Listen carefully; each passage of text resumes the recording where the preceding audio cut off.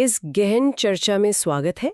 आज हम लद्दाख से जुड़ी एक बहुत बहुत जरूरी और ताज़ा खबर पर बात कर रहे हैं। जी। मुद्दा है लद्दाख की छठी अनुसूची में शामिल होने की मांग का। हाल ही में सितंबर 2025 के आखिर में लेह में इसी मांग को लेकर विरोध प्रदर्शन हुए, कुछ झड़पें भी हुई और बंद भी रखा गया। हाँ, खबरें आई थी। आज की हमारी ये जो बातचीत है इसका आधार द इंडियन एक्सप्रेस में छपा एक लेख है। हम मिलकर ये समझने की कोशिश करेंगे कि आखिर ये छठी अनुसूची क्या बला है, लद्दाख के लोग इसे क्यों चाह रहे हैं और इस पूरी कहानी में पेच क्या है। बिल्कुल। तो चलिए शुरू करते हैं इसकी तह तक जाने से। सबसे पहले ये छठी अनुसूची है क्या चीज? सुनने में तो काफी तकनीकी सा लगता है। हाँ, है तो ये संविधान से जुड़ा मामला। देखिए, हमारे संविधान का अनुच्छेद जो 244 वो क्या कहते हैं, छठी अनुसूची का प्रावधान करता है। अच्छा। आसान भाषा में अगर समझें तो इसके तहत किसी राज्य के अंदर कुछ ऐसे स्वायत्त प्रशासनिक इलाके बनाए जा सकते हैं जिन्हें स्वायत्त जिला परिषद या ऑटोनॉमस डिस्ट्रिक्ट काउंसिल्स एडीसीज कहते हैं। एडीसीज। ओके। हाँ, एडीसीज। ये परिषदें अपने इलाके में आप कह सकते हैं काफी हद तक आजादी से काम कर सकती हैं। इनको अपने क्षेत्र के मामलों में कानून बनाने की यानी विधायी, न्याय करने की यानी न्यायिक और प्रशासन चलाने की मतलब एडमिनिस्ट्रेटिव कुछ स्वायत्तता मिलती है, आजादी मिलती है। ये एक तरह से स्थानीय स्वशासन का एक मजबूत ढांचा है। अच्छा, तो ये आजादी मतलब किस हद तक होती है? असल में क्या-क्या करने का अधिकार मिल जाता है इन परिषदों को? इनके अधिकार काफी फैले हुए हैं, काफी व्यापक हैं।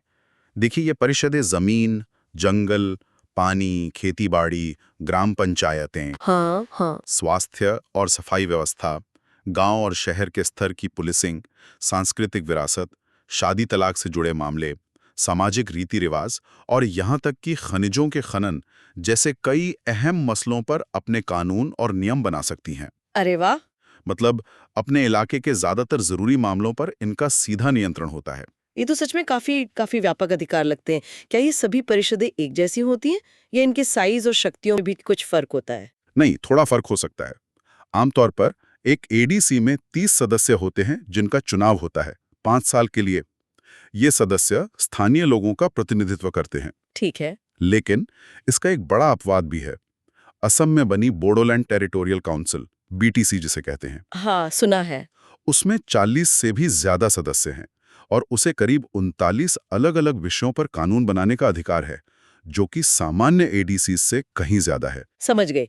तो अभी ये व्यवस्था देश में कहाँ-कहाँ लागू है? क्या ये सिर्फ कुछ खास इलाकों के लिए ही है? बिल्कुल, ये जानना बहुत जरूरी है कि छठी अनुसूची फिलहाल सिर्फ हमारे पूर्वोत्तर के राज्यों तक ही सीमित है, मतलब नॉर्थ ईस्ट में। अच्छा, सिर्फ नॉर्थ ईस्ट। हाँ, अभी ये असम, मेघालय और मिजोरम इन तीनों राज्यों में 3-3 परिषदें काम कर रही हैं और त्रिपुरा, जहाँ एक परिषद है, बस वहीं लागू है। यहीं से लद्दाख की मांग दिलचस्प हो जाती है। अगर ये सिर्फ पूर्वोत्तर के लिए है, तो फिर लद्दाख इसे क्यों चाहता है? मुझे याद है अगस्त 2019 में जब लद्दाख को अलग केंद्र शासित प्रदेश बनाया गया था, यूटी, हाँ, तब तो वहाँ खासकर लेह में लोगों ने काफी जश्न मनाया था। तो फिर अब ये मांग क्यों? हाँ, बिल्कुल सही कह रही हैं। शुरुआत में यकीनन बहुत उत्साह था, खास तौर पर लेह जिले में। और इसकी वजह भी थी। देखिए, बौद्ध समुदाय की बहुलता वाले लेह जिले के लोग ना लंबे समय से केंद्र शासित प्रदेश का दर्जा मांग रहे थे। उन्हें लगता था कि पुराने जम्मू कश्मीर राज्य में, जहां कश्मीर और जम्मू के नेताओं का दबदबा था, उनके इलाके की अनदेखी हो रही थी। हाँ, ये बात तो थी। इस समय बल्कि संसद में लद्दाख के जो सांसद थे, जामयांग सेरिंग नामग्याल, उन्होंने भी इस भावना को आवाज दी थी। हाँ, उनका भाषण काफी वायरल हुआ था। बिल्कुल। उन्होंने कहा था कि अनुच्छेद 370 के रहते कश्मीर के अधीन उनका विकास रुका हुआ था। उनकी राजनीतिक पहचान, उनकी भाषा, सब कुछ एक तरह से दांव पर लगा था। और उन्होंने प्रधानमंत्री मोदी की तारीफ भी की थी कि उन्होंने लद्दाख के लोगों की भावनाओं और विकास की जरूरतों को समझा है। तो फिर ऐसा क्या बदला कि वो शुरुआती खुशी अब छठी अनुसूची की जोरदार मांग में बदल गई? कुछ तो गड़बड़ हुई होगी कहीं। देखिए, धीरे धीरे ना जमीनी हकीकत लोगों को समझ आने लगी। एक बड़ी बात ये सामने आई कि जहां जम्मू कश्मीर केंद्र शासित प्रदेश के लिए अपनी एक विधानसभा लेजिस्लेटिव असेंबली का प्रावधान रखा गया, वहीं लद्दाख यूटी को बिना विधायिका के बनाया गया। अब सोचिए, पहले पुराने जम्मू कश्मीर विधानसभा में लद्दाख से 4 विधायक चुनकर जाते थे। सही बात है। वो वहां अपनी बात रख सकते थे। अब लद्दाख का पूरा प्रशासन सीधे तौर पर नौकरशाहों मतलब ब्यूरोक्रेट्स के हाथ में आ गया है। ओह, तो कई लद्दाखी लोगों को लगने लगा कि भाई पहले सरकार श्रीनगर में थी, जो दूर लगती थी, अब तो वो दिल्ली में है, जो और भी ज्यादा दूर महसूस होती है। अपनी आवाज उठाने का कोई सीधा मंच नहीं रहा। विधायिका का न होना तो वाकई एक बड़ी कमी है, स्थानीय नुमाइंदगी के लिहाज से तो बहुत बड़ी।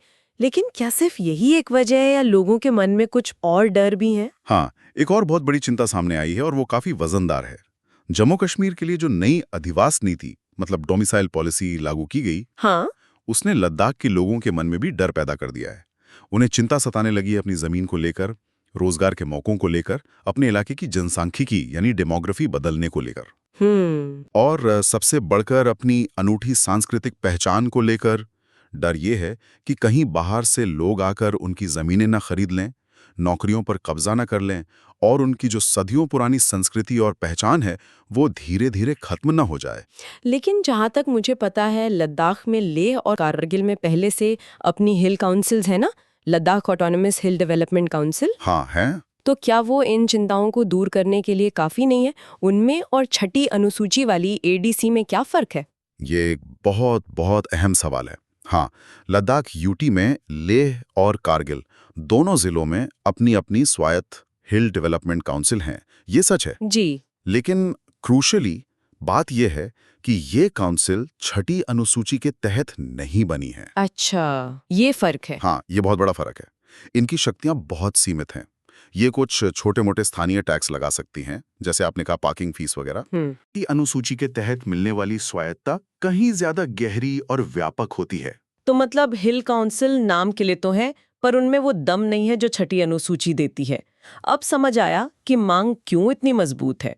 तो क्या इस मांग को कहीं से कोई समर्थन मिला है? क्या इसे औपचारिक रूप से कहीं उठाया गया? हाँ, इस मांग को एक बड़ा बल मिला था, आप कह सकती हैं।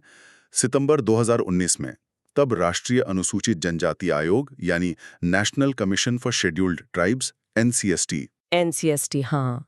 उन्होंने लद्दाख को छठी अनुसूची में शामिल करने की सिफारिश की थी। अब एनसीएसटी एक संवैधानिक संस्था है, तो जाहिर है उसकी सिफारिश का वजन होता है। बिल्कुल। आयोग ने अपने तर्क में ये कहा कि देखिए, लद्दाख मूल रूप से एक आदिवासी बहुल इलाका है। वहां की 97% से ज्यादा आबादी आदिवासी समुदायों की है। 97%? हाँ, 97% से ज्यादा। दूसरा, वहां ऐतिहासिक रूप से भी बाहर के लोगों की जमीन खरीदने पर पाबंदी रही है। और तीसरा, लद्दाख की एक बहुत विशिष्ट सांस्कृतिक विरासत है जिसे बचाए रखना बहुत जरूरी है। तो एनसीएसटी की इस सिफारिश ने लद्दाख के दावे को काफी मजबूती दी। तो मतलब एक संवैधानिक संस्था सिफारिश कर चुकी है, तर्क भी बहुत मजबूत लग रहे हैं। 97% आदिवासी आबादी, जमीन और संस्कृति बचाने की जरूरत। तो फिर मामला अटक कहाँ रहा है? सरकार इसे मान क्यों नहीं लेती? क्या पेच है? हाँ, यहीं पर कहानी में असली पेच आता है। देखिए, जैसा हमने शुरू में बात की थी, ऐतिहासिक रूप से छठी अनुसूची सिर्फ और सिर्फ पूर्वोत्तर भारत के लिए ही बनाई गई थी और वहीं लागू की गई है। आज तक इसका दायरा पूर्वोत्तर से बाहर नहीं बढ़ाया गया है। अच्छा। मिसाल के तौर पर देखिए, मणिपुर में कई इलाके हैं जहां ज्यादातर आबादी आदिवासी है, लेकिन वहां की जो स्वायत्त परिषदें हैं वो छठी अनुसूची के तहत नहीं आती। ओके। और इससे भी ज्यादा आप कह सकते हैं चौंकाने वाली बात यह है कि नागालैंड और अरुणाचल प्रदेश, जो लगभग पूरी तरह से आदिवासी राज्य हैं, वो खुद भी छठी अनुसूची के दायरे में नहीं है। सच में? ये तो मुझे पता ही नहीं था। हाँ, तो ऐसे में लद्दाख को शामिल करने का मतलब होगा एक बिल्कुल नई परंपरा शुरू करना, जो अब तक के स्थापित नियम से एकदम अलग होगी। अच्छा, ये तो काफी पेचीदा स्थिति है। क्या इस पर सरकार का या गृह मंत्रालय का कोई आधिकारिक रुख सामने आया है?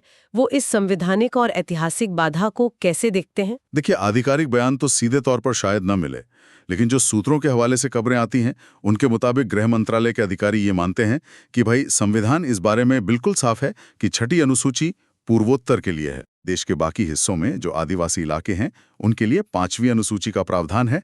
इस नजरिए से देखें तो लद्दाख को छठी अनुसूची में लाना मौजूदा संवैधानिक व्यवस्था में मतलब फिट नहीं बैठता। और 5वीं अनुसूची शायद वो सब कुछ नहीं देती जो लद्दाख मांग रहा है। हाँ, 5वीं अनुसूची अलग तरह की सुरक्षा देती है, जो शायद लद्दाख के लोगों की सभी मांगों या जरूरतों को पूरा न करती हो, खासकर वो विधायी और प्रशासनिक स्वायत्तता के मामले में। तो क्या हम ये मान लें कि लद्दाख के लिए छठी अनुसूची का रास्ता पूरी तरह बंद है? क्या ये संवैधानिक रूप से असंभव है? असंभव कहना शायद सही ना हो। देखिए, यहाँ एक बड़ा सवाल उठता है कि क्या जरूरत पड़ने पर संवैधानिक प्रावधानों को बदला नहीं जा सकता? हाँ, संशोधन तो होते ही हैं। बिल्कुल। आखिरकार ये सरकार का विशेषाधिकार है। अगर सरकार राजनीतिक तौर पर यह फैसला करती है कि हाँ, लद्दाख को ये दर्जा मिलना चाहिए, तो वो संविधान में संशोधन करने के लिए संसद में बिल ला सकती है। अच्छा। और अगर संसद के दोनों सदनों से वो बिल पास हो जाता है तो ये मुमकिन हो सकता है। तो ये कानूनी तौर पर मुश्किल जरूर है, पर राजनीतिक इच्छा शक्ति हो तो संवैधानिक संशोधन के जरिए संभव है। तो कुल मिलाकर अगर हम इस पूरी बातचीत का एक निचोड़ निकालें तो मुख्य बातें क्या हैं? हमारे श्रोताओं के लिए इसे संक्षेप में कैसे समझ सकते हैं? जरूर, बिल्कुल संक्षेप में समझते हैं। पहली बात तो ये कि छठी अनुसूची एडीसीज के जरिए काफी ज्यादा स्वायत्तता देती है, कानून बनाने की, न्याय करने की, प्रशासन चलाने की। लेकिन ये अभी सिर्फ पूर्वोत्तर के राज्यों में ही लागू है। ठीक है। दूसरी बात, लद्दाख को यूटी बनाने पर शुरू में जो खुशी थी वो बाद में कम हो गई। हाँ। वजह अपनी विधानसभा ना होना, और दूसरा जमीन, नौकरी, पहचान खोने का डर बढ़ना। सही। तीसरी बात, इन्हीं वजहों से लद्दाख के लोग अब छठी अनुसूची की मांग कर रहे हैं, ताकि उन्हें अपने मामलों पर ज्यादा कंट्रोल मिले और उनकी पहचान को एक संवैधानिक सुरक्षा कवच मिले। चौथी बात, राष्ट्रीय अनुसूचित जनजाति आयोग यानी NCST ने 2019 में इनकी मांग का समर्थन तो किया, लेकिन संवैधानिक और ऐतिहासिक कारणों से कि ये सिर्फ नॉर्थ ईस्ट के लिए है, इसे लागू करने में अड़चन आ रही है। ये बड़ा पेंच है। हाँ, और आखिरी बात, ये मामला कानूनी तौर पर पेचीदा है, लेकिन नामुमकिन नहीं। अगर सरकार चाहे तो संविधान में संशोधन करके इसे मुमकिन बना सकती है, पर यह एक बड़ा राजनीतिक फैसला होगा। ये वाकई एक, आप कह सकते हैं, क्लासिक केस है जहां एक क्षेत्र के लोगों की अपनी पहचान और भविष्य को लेकर जो उम्मीदें और आकांक्षाएं हैं, वो देश के मौजूदा संवैधानिक और कानूनी ढांचे से कहीं ना कहीं टकरा रही हैं। बिल्कुल, एक तरफ लोगों की आवाज है, दूसरी तरफ स्थापित नियम और परंपराएं। वाकई एक उलझी हुई स्थिति है। इसमें स्थानीय पहचान, प्रशासन के मॉडल और संविधान के प्रावधानों के बीच एक बहुत नाजुक संतुलन साधने की जरूरत है। देखना होगा कि आगे क्या रास्ता निकलता है। और अगर हम इसे थोड़ी बड़ी तस्वीर में देखें तो ये मामला हमें सोचने पे मजबूर करता है कि भारत जैसे विविधता भरे देश में अलग अलग क्षेत्रों की खास जरूरतों और पहचानों को ध्यान में रखते हुए शासन के मॉडल कितने लचीले हो सकते हैं या कितने होने चाहिए। सही बात। क्या हमारे मौजूदा संवैधानिक इंतजाम इस तरह की नई चुनौतियों के लिए काफी हैं, या उनमें वक्त के साथ बदलाव की जरूरत है? ये एक बड़ा सवाल है। और जाते जाते हमारे श्रोताओं के लिए एक सवाल छोड़ जाते हैं। ये सोचिएगा जरूर, लद्दाख की जो खास परिस्थितियां हैं और जो संवैधानिक बाधाएं सामने आ रही हैं, उन्हें देखते हुए क्या छठी अनुसूची के अलावा भी कोई और रास्ता या कोई बीच का मॉडल हो सकता है? कोई वैकल्पिक तंत्र? हाँ, कोई ऐसा वैकल्पिक तंत्र जिससे लद्दाख के लोगों की अपनी पहचान बचाने और सही मायनों में स्वशासन पाने की चिंताएं दूर हो सके। इस पे जरूर सोचिएगा। आज की ये गहरी पड़ताल यहीं खत्म करते हैं। उम्मीद है लद्दाख और छठी अनुसूची के इस अहम मसले को समझने में आपको मदद मिली होगी। शुक्रिया। हम आगे भी इसी तरह जटिल विषयों को आसान बनाकर आपके सामने लाते रहेंगे।